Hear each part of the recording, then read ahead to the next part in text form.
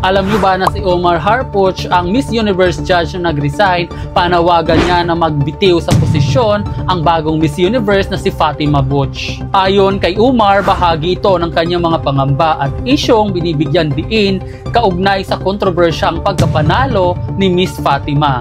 Dahil sa kanyang panawagan, lalong naging mainit ang diskusyon ng mga fans at pageant analyst na hanggang ngayon ay patuloy pa rin na kini-question ang naging resulta. Kaya naman siya ay nananawagan na agad mag-resign si Fatima Butch ng Mexico, ang bagong kinoronahan ng Miss Universe at ikapitong panalo ng kanilang bansa. Habang patindi ng patindi ang usapin na ito, nakatutok ngayon ang lahat sa Miss Universe organization at kung paano nila haharapin ang mga isyong inilantad.